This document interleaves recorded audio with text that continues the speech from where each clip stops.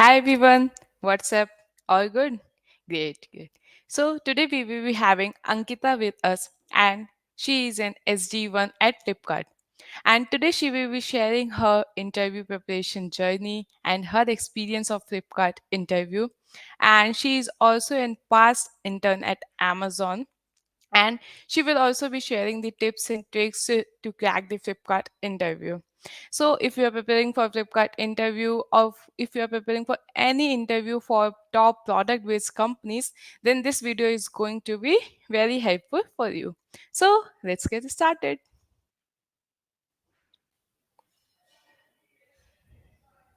Hi Ankita, how are you? Hi, I'm good. How are you? How is it going? It's good. Okay, first of all, thank you very much for taking time from your schedule and having this podcast with me. This means a lot. Yeah, although it took dozens of reschedule, but yeah, finally I'm here. Yeah.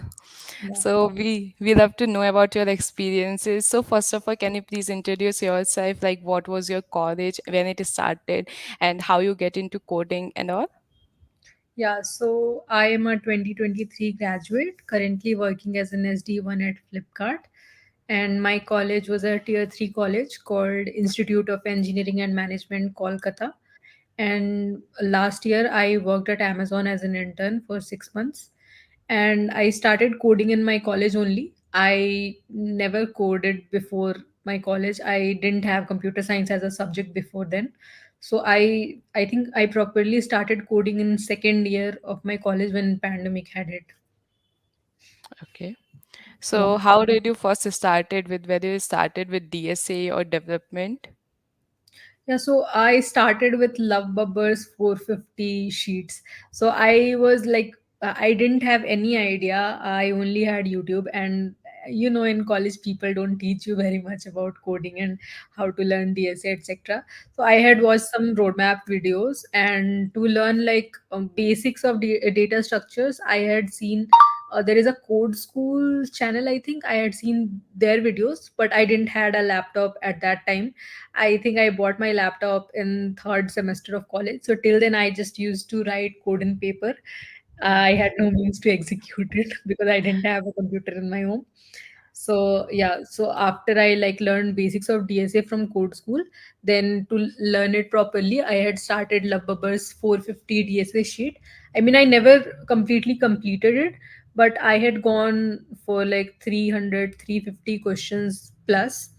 And from all the videos that I had seen on YouTube, I knew that DSA and development both are important.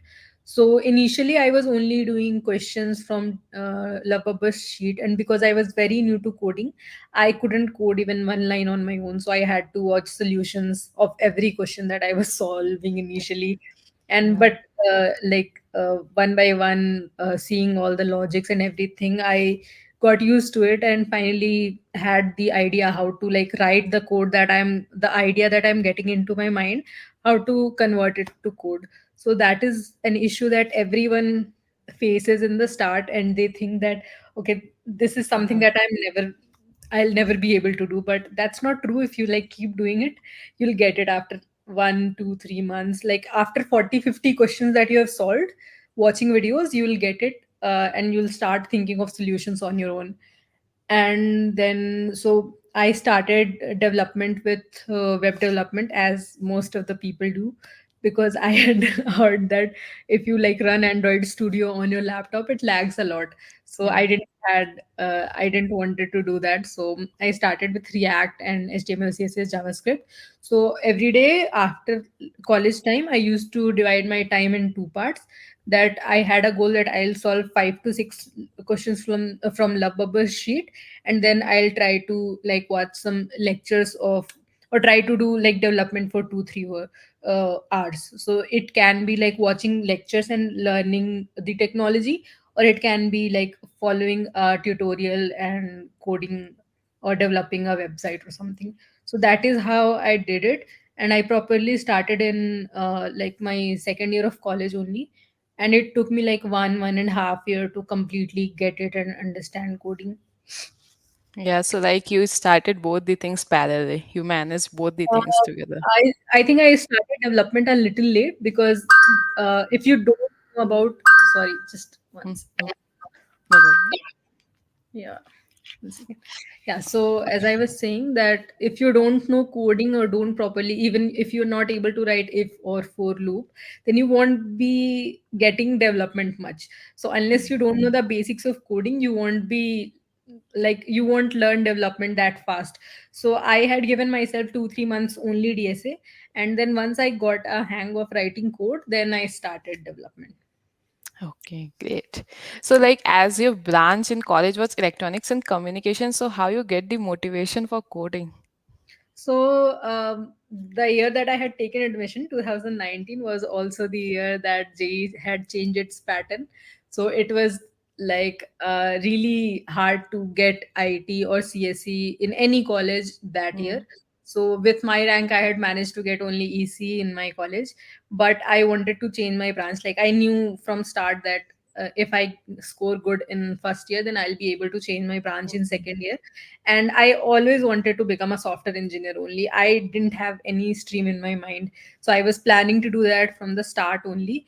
And even like when I was in 11 12, when I didn't had any knowledge like what does software engineer a software engineer does or anything, but I was just fascinated with computers and everything, so I thought this is the career that I am getting myself into.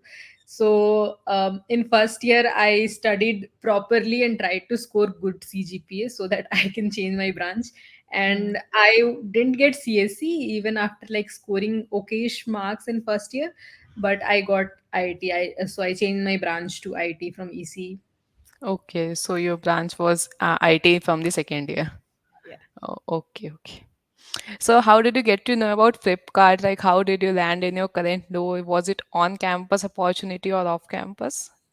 No, it was not an on-campus opportunity. I have started in Flipkart like from December only.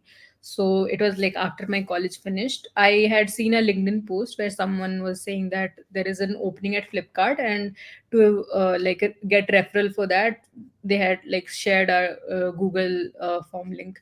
So I had filled that link, and from there I got the test link.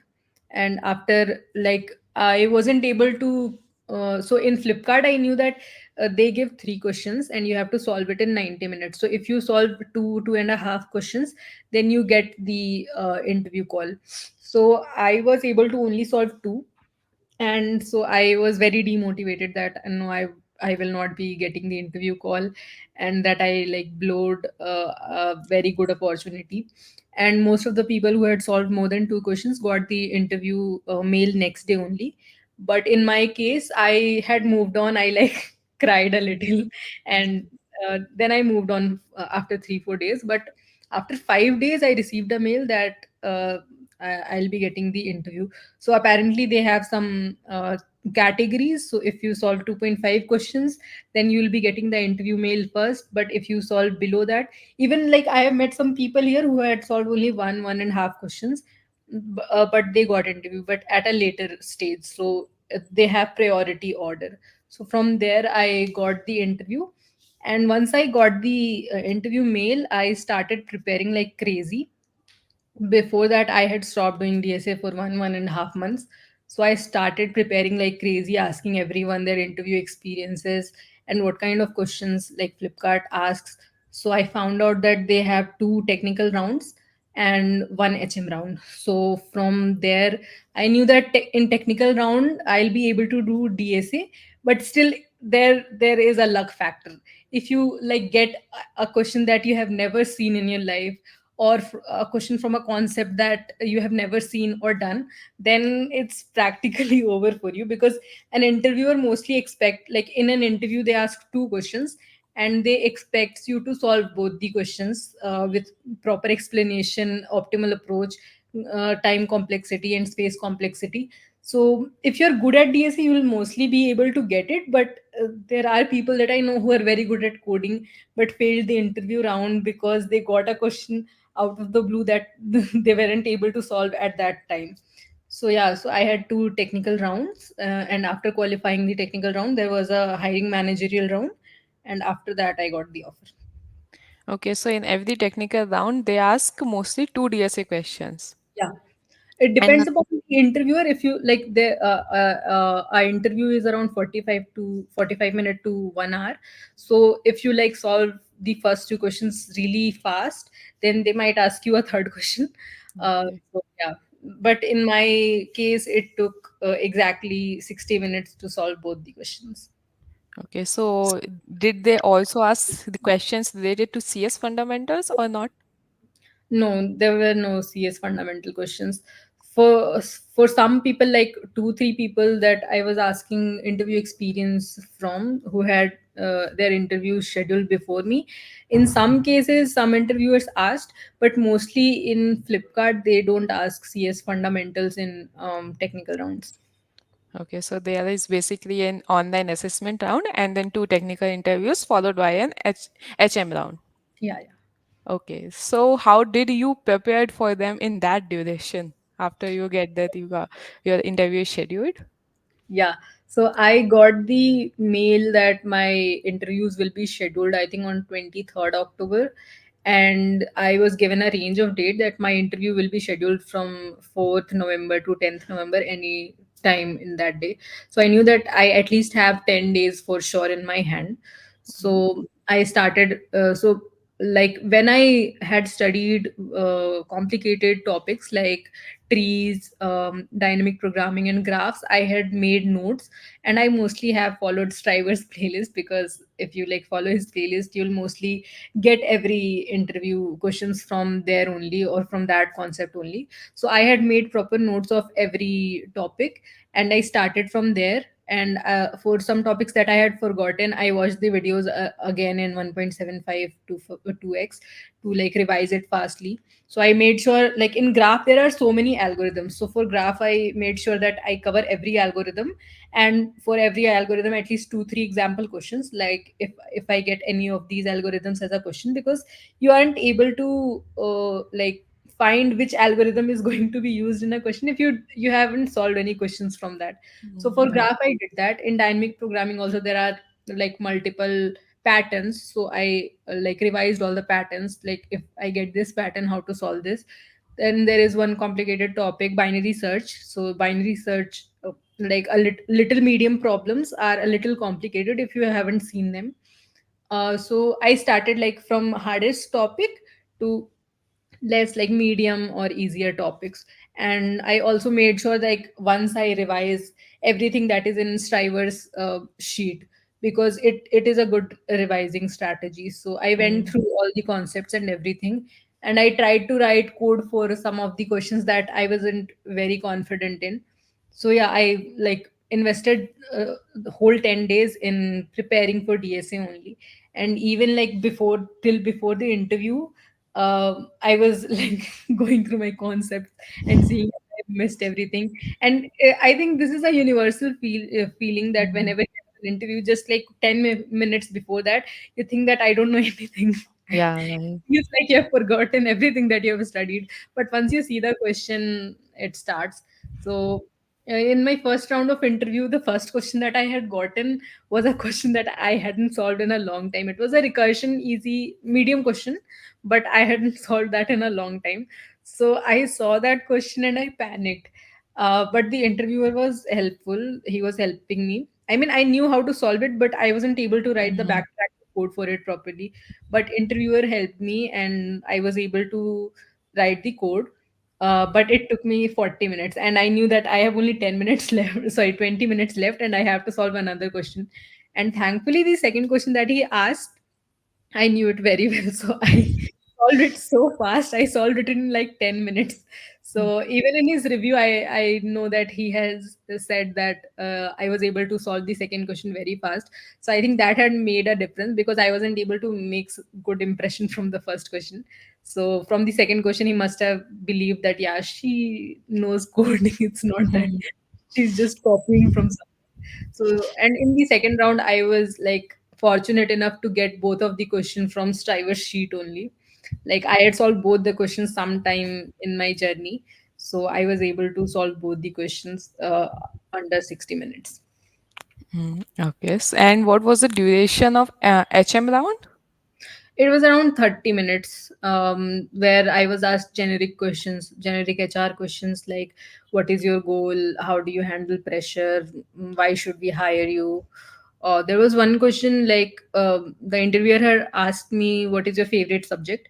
And I had said DSA. So he had asked me, like, tell me five data structures that are being used in WhatsApp.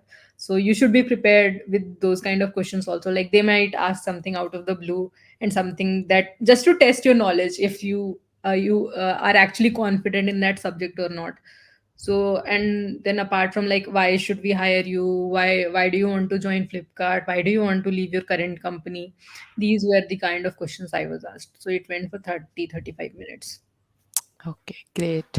And like in this whole process, as you said that you have applied through employee referral, right? Yeah, yeah. So is resume shortlisting also done after getting the referral as well? Yeah, I think so because after I had filled the referral form, I think after my interview was over, again another opening of Flipkart had come, and I had shared the link with some of my friends, and they weren't able to get referral, and some were able to, but they never received the test link. So I think they shortlist the resume and only send the test link to selected candidates. Okay. So how did you think that your resume was different from others? Because generally I have seen students saying that their resume doesn't get shortlisted. So what makes your resume different from others? I think that is a very subjective topic because before this, I was like hunting for job from July itself, and I had applied to more than 400, 300 companies, and in all of those companies, I think my resume got shortlisted in like 5 to 10 companies only. So Okay. in Flipkart, I think the major factor that helped me getting my resume shortlisted was my internship experience at Amazon. Uh, and apart from that, my college is not that great. And apart from that, I haven't done open source or GSOC or any like extra ordinary development thing that they would have looked at. But I think my internship experience must have helped in resume shortlisting. Okay, so means we should have some either good internship experience in our resume or either good projects in our resume for getting Yeah, yeah, shortlisted. definitely. And I think it also depends company to company. If some companies looking for ML related roles only, like here the role was generic. After we got the selection mail and after training, then we received our teams. So it was a generic role. You could have been put into any team. So it didn't require any specific skill sets. But if the job opening is for some specific skill set, then I think projects related to that or internship experience related to that skill set helps. Okay, so what do you think Flipkart is exactly looking for in a candidate? I think they mostly test problem solving skills because, as I said, that technology you'll be able to learn. If you know language C++, then learning Java will not be that hard for you. If you are Okay. able to like think and articulate your thoughts well, then they are more inclined to hire you. Especially like communication is, I think, one of the greatest qualities that you can have in an interview. Even if your problem solving skills are a little mid, not that great, but if you are able to articulate your thoughts properly and are able to catch whatever hint the interviewers are giving you, then you'll be able to get through the interview. But even if you are a great coder but you are not able to explain your thoughts properly and just writing code silently, then they see it as a negative. Although it also depends on the character of interviewer what they look for most, but problem solving skills and articulation of your thoughts and knowing like, if you're solving a question and if interviewer cross questions something like, why have you written this line and what is the use of this, why are we not using this instead of this, so you should be able to answer these things. You should have deep knowledge of the topic that you are interviewing for. So if you know that data structures and algorithm is going to be asked in interview, then you should be like you should have deep enough knowledge of data structures and algorithm, and to know like, why are we using this algorithm, what is the pros and cons of using this algorithm instead of this. So yeah, these the general knowledge, you should be having all of these. Yeah, right. Complete. Makes sense. And as you have cracked Amazon as well, so did you find any difficulty? There were difference in the interviews of Amazon and in the interviews of Flipkart? In case of Amazon, because it was a hiring drive, so there were two OA assessments before the interview, and after like clearing both the OA assessments, I was able to get the interview. Although interview was only one round, and in that also I was asked two DSA questions. So the pattern was pretty similar. I think the year that like I had interviewed for Amazon in 2022, so that year everyone was getting asked two DSA questions in their interviews. But before that, when like all the interview experiences that I had read before that, many people used to get asked CS fundamentals and their resume related questions also. But that year they only asked two DSA questions from everyone, and also like you should be able to solve those two DSA question and give the optimal approach for them. Okay. So according to you, what are three things that a student should not do in a Flipkart interview? Should avoid doing these things. Yeah. So first and foremost thing that you should not like make interviewer think in any way that you're cheating or that you're taking help from someone. If they even like have any kind of doubt that there is someone sitting beside you, or that you have help of another person, or there is another screen open in front of you, or that you're copying code from Geeks for Geeks or anywhere, even if you are not doing it, and they'll think that you are cheating, and they'll most probably give a negative review about you Right. and will not be like letting you proceed for further rounds. So make sure that whenever you are doing the interview, if you want to use a copy or pen, just ask the interview like, here is the copy and pen, can I use them to like write stuffs? And mostly they make you share your screen, but even if they do not make you share your screen, I'll suggest you that tell them that should I share my screen, and they'll probably say yes, so that they know that you are not opening any other site or doing anything else. And in Flipkart they use platform called SHL. So even if you're not sharing your screen and you try to change tabs or do something else, they'll know that you have opened this site and trying to search for this. So that is one of the big thing that you should make sure in your interview, that you are not cheating Yeah. in that. Like many people do that. I have seen it around myself. Second thing I would say is, yes, articulate your thoughts. And always like you know that if you have been given a question and you know that you'll be able to solve it, you know the optimal approach, do not directly say the optimal approach. That is like basic common sense, because if interviewer knows that you know this Yeah. question, then they'll probably change the question or ask you something harder, or they'll like modify it in such a way that will make it more complicated. So if you know the solution, just start with the brute force approach, and make sure that they know your thoughts, like where you are coming with the approach. So if you're giving the interview, like tell them this is the brute force approach, I'm thinking this, its time complexity will be this, but I think we can improve it doing this. So make sure that they know what is your thought process. It should not be like you are coming with an approach out of the blue without any thought process or something. So they interviewers are not stupid. If Right. let them know that you know this question, then they'll probably do something and try to make it harder for you. Third thing is, try to mention time complexity and space complexity at the end of the question, even if the interviewer is not asking for it explicitly. Like make sure after you write this code, and yeah, when you're writing the code, try to write clean code. Do not make the code messy. Wherever it is needed, make different functions. Like try to make your code production level ready, and try to name the variables properly. Do not name the Yeah. variables I, J, K, X, Y, Z. Okay, Right. because they also look for the code quality. Like if you are a developer in their company and you are writing code for their any of the teams, Mm. any other developer from that team should be able to understand your code. Like what is this variable for, why are you using this? So the variable names, function names should be intuitive. So yeah, Mm.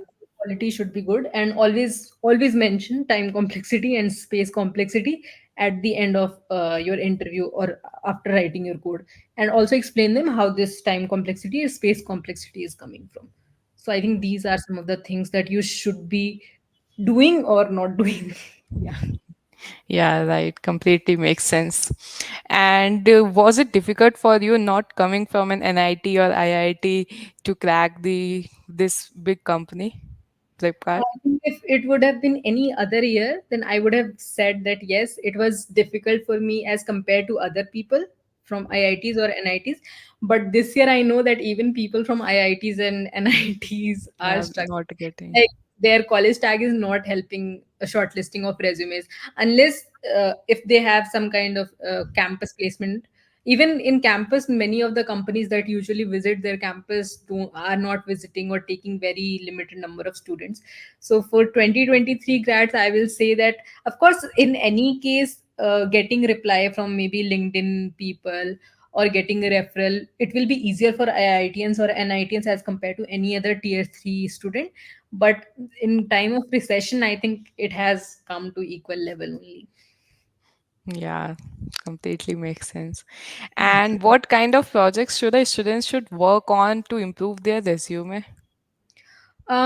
Projects, you should just choose one niche. Like in my college time, I only made React based project.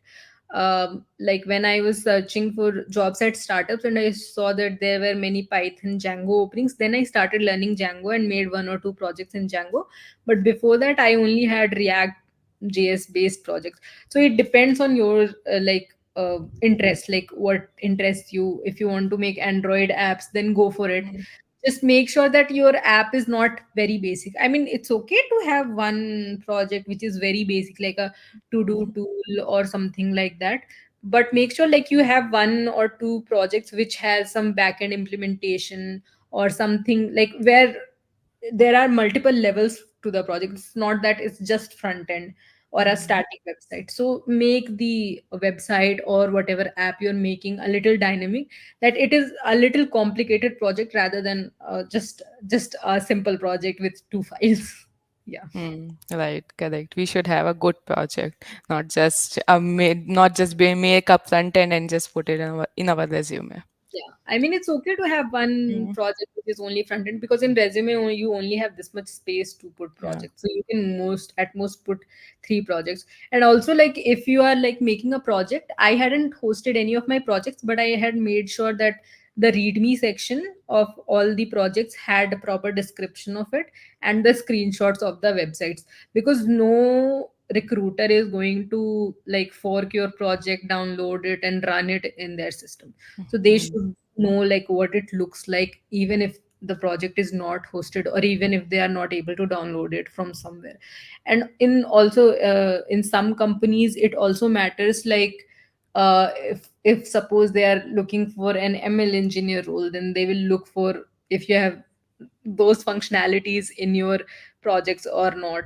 So it's always, I mean, I know people don't have this much time, but it's always to know, good to know two three domains, and whatever role you are applying for, modify your resume based on that. So if you are like a new grad, I understand you haven't explored much domains and it's hard to get time to explore all the domains. But mm, if you are like hunting for job for after graduation and it's been 6 7 months, then I will probably suggest to, you know, dip your hands in other mm. domains. So Yeah, right. So, if you don't mind telling what kind of projects you have added in your resume? Um, I had three projects. I mean, I had changed it multiple times in the past 6 months, but one project which was constant in my resume was a news website. It wasn't something very innovative, but it was a React-based project where I was using an open source API to get the backend data. I hadn't built backend in any of my React projects. Everything was if I am getting data, then it was through some open source API, and it was a basically a generic news website. Then Mm, there was one website that I had made which was out of my interest. I wanted to make a watch list website where I can, sorry, where I can add watched movie or the movies that I want to watch in that basically, if you have ever used Animal List, it's that kind of website. So I just wanted to know how can I make it, and I had searched up few things and tried to make a website like that. In that also I was using a open source API to get all the movie data. And then later, I had made a Django project of event management. Like if you are starting an event and you want, like if you are a company that wants your newsletters or any kind of event notification to be given to your customer, so it was that kind of website, that if I am a customer of this current organization, then if there is any new event going on, then I'll get a newsletter or like event notification in my mail. So it wasn't very complicated also, it was also a very basic project. Apart from that, I had made a music website which was it was a static website only. I used to put it in like third fourth year of my college. Mm, And I had also made some a to-do list website, which I think every developer starts with. yeah, right. But later, like when I was hunting for jobs, I tried to make many projects related to Python, Django, or whatever technologies most of the openings were for. Okay, great.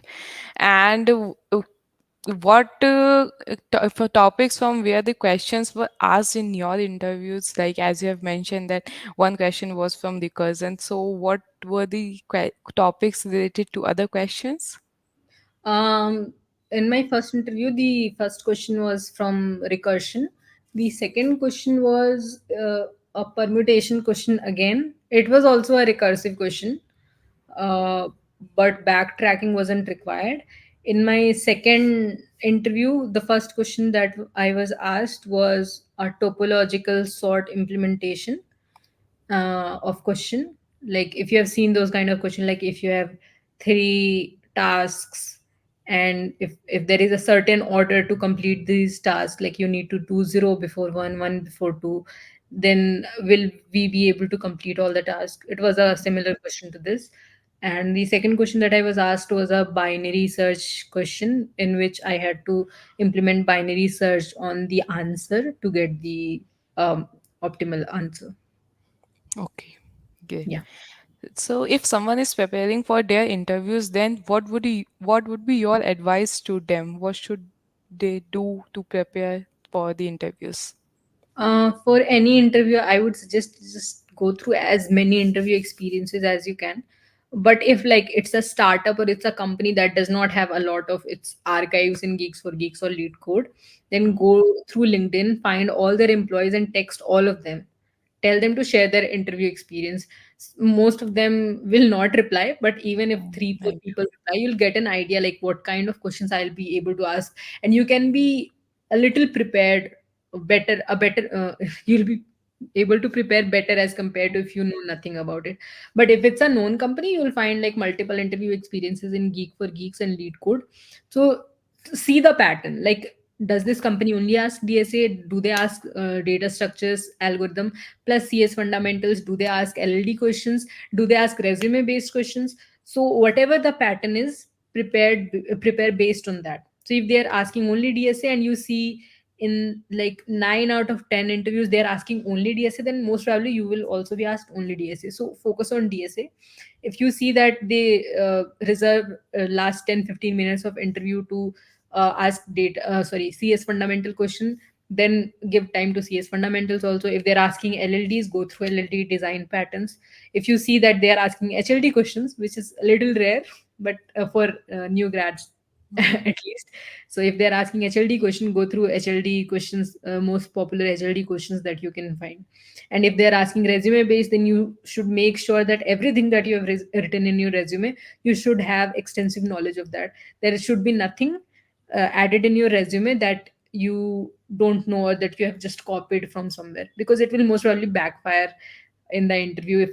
If the interviewer asks something from your resume and you're not able to explain that, then it will probably backfire. Yeah. So Right. if for any company you are applying or submitting your resume, so make sure that you only add the skill sets that you have acquired or will be able to answer in the question. I mean, it's not that you should know everything about that skill set. You can tell the interviewer that I have learned this domain of this skill. So I am my expertise is only in this part, but I don't know like 80% of this topic, which is fine. And if you're adding any skills in in your resume that you have not acquired and you get shortlisted for interview, make sure to learn that skill before the interview so that Yeah. you do not embarrass yourself in front of the interviewer. Yeah, otherwise that way create a very bad impact, negative impression on the interviewer. I understand many people just add things on resume to get shortlisted, but Mm-hmm. if you get shortlisted and get selected for interview, then make sure to read that topic before the interview. Yeah, correct. Completely makes sense. And any tips and tricks about the interviews you would like to share? I mean, I think in current market, if you're applying to 10 companies, you'll probably hear back from two. Mm. Like after my selection, I was going through my rejections. I mean, most of the companies ghost you. They do not even send a rejection mail, but I was just Yeah, going all the rejections that I had gotten, and it was 90 something. So the first thing in this job market, at least, the first thing that you have to have is confidence and patience. You yeah. have to keep applying, no matter how many times you are getting rejected. You can't let your morale down. Like Mm, I understand it's frustrating. You just want it to end. You want to find any kind of job at that point and settle, and even like that's okay if you're getting only 6-7 lakhs of job in this market. It's okay to accept that job and keep mm, preparing to better yourself. Do not get too mm. comfortable in that job, because before Flipkart I was working in a startup only. I was like hunting for jobs from July. Yeah. It had gotten exhausting for me because I wasn't hearing back from any company. So I started focusing on startups only, and then I got a job in in a startup through AngelList, and I was working in that startup. It was a 7.5 LPA package. No, it wasn't 7.5. It was 6.3, and they were cutting something. It was initially a 7 LPA role, but they cut some things after getting the offer. Mm, So I had accepted that job, but I had like had a target in my mind that by the end of this year, or by the start of next year, I will get the job that I've always wanted. I'll get a 20-30 LPA job. I'll aim for that at least. So even after getting the job in the startup, I didn't stop preparing. I was still applying for jobs, still looking for people to give me referral. Even though I was getting rejected left and right, but I knew that it's going to be hard. If it were easy, everyone will be doing it. But I knew mm, it was going to be hard, and I also had a friend, and we were going through similar things. So we used to keep each other accountable for everything, and we used to like share whatever openings we could get. So you need to have resistant and resilience in this job market, because it's very very hard to get a job here. And I think it was my 19th day in work in that startup when I had gotten the test link for Flipkart. So it can be like you can get a great opportunity from the 500th job that you apply to, but you mm. have to make sure that you are applying to it. Because if you are not applying to jobs, you just stop it, then companies are not going to come to you and tell Yeah, you to. right. So you have to, I what I used to do, that I used to reserve half hour in the morning and half hour in the night of my time, that I'll find all the job openings, either big companies or startups, and I'll make sure to apply to them. And I had to keep myself accountable to that. If I'm missing any day that I'm not applying, I used to make sure that I'll apply to those companies in next day, and I was starring or saving all the links wherever I found them. So yeah, applying is one of the biggest thing. And obviously you get tired of preparing at one point. Like you, Yeah. if reading the essay, like doing questions every day, you're giving contest, but you're not hearing for any interviews, then I understand it's frustrating. So take a break, maybe like learn some other technology, make some other project. It's okay to take a 15 days 20 days break. You are Yeah. not going to forget everything that you have studied for the past 6 Mm, months if you take a 20 days break. yeah, correct. Completely makes sense. Your journey is completely inspiring. The difficulties, struggles you have faced in getting into Flipkart, and in this market condition, it is very difficult to crack some big product-based company. So Yeah, yeah, very hard. There were many people who were working with me at Amazon who are still like finding for jobs, and I feel very grateful that I was able to get this opportunity. I know many people more deserving than me who deserved this opportunity, but either their resume didn't get shortlisted or they got rejected in interviews, and I feel very grateful that I was able to get this. Yeah, so I hope your journey, your interview experience complete inspires a lot of students, helps a lot of students to for getting prepared for their next interviews for Flipkart or for any other product-based company. Yeah, And thank you once again for taking time from your hectic schedule and having this and sharing your experience with other students so that they can take help from your experience and they can get inspired from your journey in this market condition so that they keep applying and don't just leave DSA. Leave for some time if you get frustrated, but again continue after some time. So yeah, yeah, that means a lot. So yeah, once again, thank you very much for having this with me. Bye bye, guys. See you soon in the next video. yeah, yeah. Thank you so much. Thank you.